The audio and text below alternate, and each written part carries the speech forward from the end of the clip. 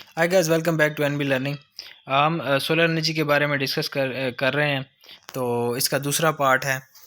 कुछ basic terminologies हम देख रहे थे, जो कि कुछ टर्मिनोलॉजीज हमने फर्स्ट लेक्चर में देखी और कुछ सेकंड में देख रहे हैं। सोलर एजमत एंगल, ये बेसिकली जो है हमारा सोलर एजमत एंगल जो है, इसको हम डिनोट करते हैं गामा एस से, और it is the angular displacement of the sun from south.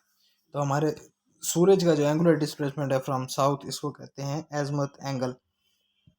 It is 0 degree due south and negative in east and positive in west. उसके अलावा सोलर डिक्लाइनेशन, ये हम देख सकते हैं। और सोलर डिक्लाइनेशन की कुछ और चीज़ें, जिसमें कि ये आप इसकी कैलकुलेशन देख सकते हैं। For any day in the year solar declination can be calculated as. Solar declination को हम इस तरह से कैलकुलेट कर सकते हैं, इस फार्मूले से। और इसके अलावा solar altitude and zenith at noon, solar time, the time in your clock is not same as solar time, यानी कि हमारी घड़ी का जो टाइम है और जो हमारा सोलर टाइम है वो सेम नहीं है। It always noon at 12 solar time. Local time अगर 1 बज रहा होगा तो हमारा सोलर टाइम जो है वो 12 होगा।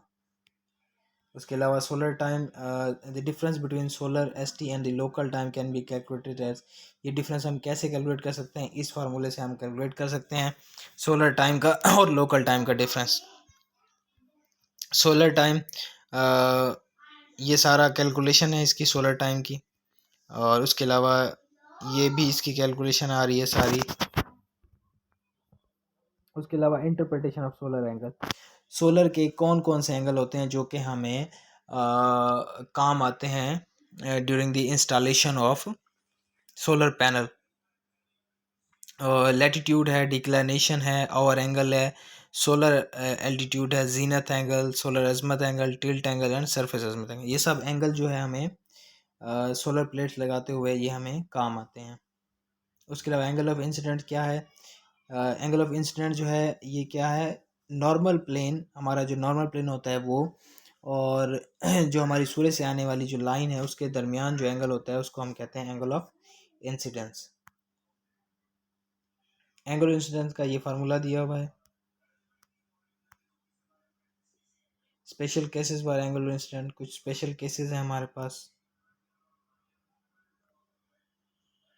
सन पाथ डायग्राम, सन चार्ट आप देख सकते हैं, इस तरह का होता है।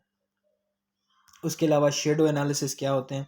शेडो एनालिसिस बेसिकली ये वो तरीकाकार है जिसमें हम ये हिसाब लगाते हैं कि साल में कौन से ऐसे दिन होते हैं जिसमें हमारे ज़मीन के ऊपर जो है वो सूरज की रेडिएशन जो है वो नहीं पड़ रही होती या ना होने के बराबर होती हैं।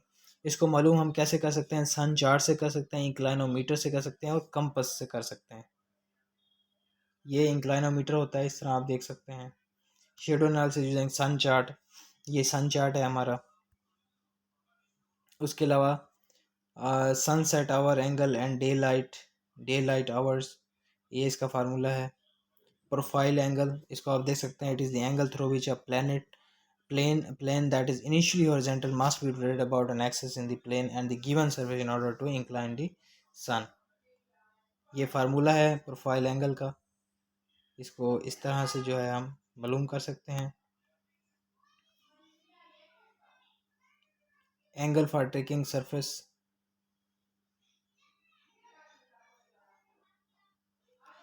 उसके अलावा types of solar radiation, total radiation, beam radiation plus diffuse radiation. Extraterrestrial radiation कौन सी होती हैं? ऐसी रेडिएशन जो कि हमारे जो हमें अर्थ एटमॉस्फेयर की प्रेजेंस के बगैर, यानी कि हमारे अर्थ एटमॉस्फेयर मौजूद नहीं होता, जिसमें वो जो रेडिएशन होती हैं उसको एक्स टेरेस्ट्रियल कहते हैं। और टेरेस्ट्रियल ऐसी रेडिएशन होती हैं जिनमें हमारा अर्थ का एटमॉस्फेयर इंक्लूड होता है। उसके अलावा मेजरमेंट ऑफ सोलर रेडिएशन में इरेडियंस है, rate of energy receive per unit area, symbol G है, unit watt per metre square है। उसके अलावा radiance insolation, energy receive per unit area in given time. ये हमारी जो है रेडिएशन की टाइप्स हैं। उसके अलावा measurements of radiation, solar radiation, representation of solar radiation.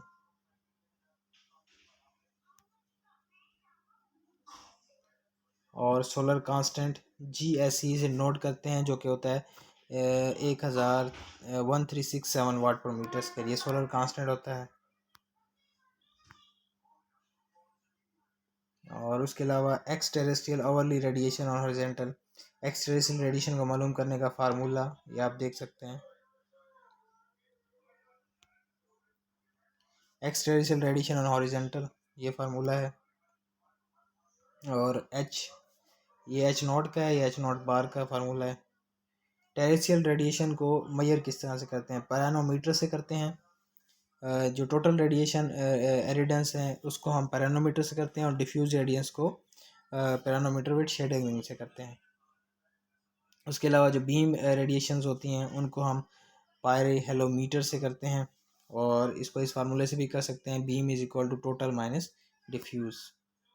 उसके अलावा नासा का जो है हमें डेटाबेस पे मौजूद होता है, जिसमें हमें मंथली एवरेज रेडिएशन जो है वो कितनी हमें मिलती हैं, उसका हमारे पास नासा की तरफ से एक डाटा भी दिया होता है, वहाँ से देख सकते हैं।